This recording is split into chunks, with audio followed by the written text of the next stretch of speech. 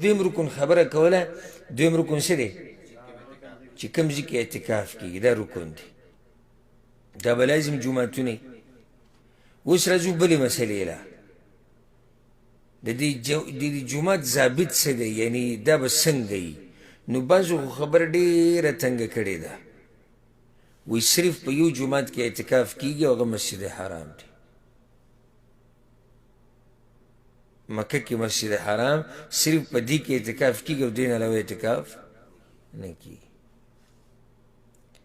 بعضو دا ویلي دي په دوو کې کېږي، په مسجد حرام کې او مسجد نبوي کې، او بعضو ویلي صرف په 3 جوماتونو کې اعتکاف کېږي،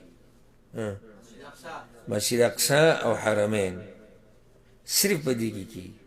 او یو حدیث ذکر کوي چې اگر که هغې کې لږ اختلاف شته په رفع او په وقف کې، چې نشته اعتکاف مګر په دې 3 جوماتونو کې. خو د هغې معنی دا معنی نه ده چې نورو جوماتونو کې نه کېږي، یعنی غوره اعتکاف هغه به کوم ځای کې دی؟ په 3 جوماتونو. دې کې خو شک نشته چې د 3 جوماتونو کې اعتکاف هغه ډېر غوره دی.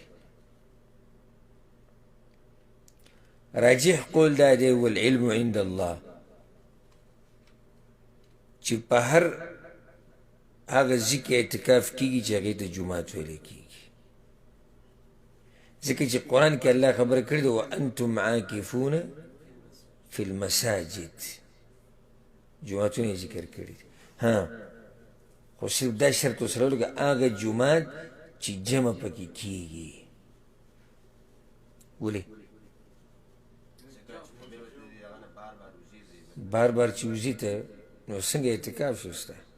د ورځې 5 پیرې به تر دې ځای نه ځي بل جومات ته، سبا له بیا او بل سبا له بیا، دا څنګه اعتکاف شو؟ ګوره بعضو علماو دا هم ویلي دي و اعتکاف به صرف په هغه جومات کې کېږي چې هغې کې جمع او جمعه کېږي، جمع او جمعه کېږي. خو زمونږ خپل ځاني زړه د هغه علماو په قول مطمئن دی چې صرف جمع پکې کېږي کافي ده، او جمعې منځله دې وځي، ځکه چې جمعې مونځ په هفته کې هسې یو پیر راځي نو هغه ډېر ورته نه حسابېږي، ډېر ورته به هغه نه حسابېږي، او دې سره اعتکاف باطلېږي هم نه. نو شرط څه شو چې د جومات کې به څه جمع به؟ خو اوس دا خبره یاده ساتئ، حالانکې دا قول ګورئ دا ورسره فایده ده کې ذهن ته مې راغلی شیخ الاسلام ابن تیمیه رحمه الله د دې قول نسبت عامو تابعینو ته کړی دی چې د هغوی دا قول. خو دلته ورسره دا خبره یاده ساتئ چې زنانه دپاره دا شرط نشته. ولې؟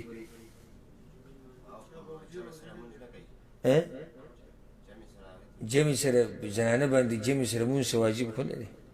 نو که زنانه په داسې جومات کې اعتکاف کوي چې په هغې کې جمع نه کېږي، کولی شي؟ کولی شي. نارینه دپاره دا خبره لازم ده چې دی به په داسې جومات کې چې په هغې کې څه کېږي؟ په هغې کې جمع کېږي.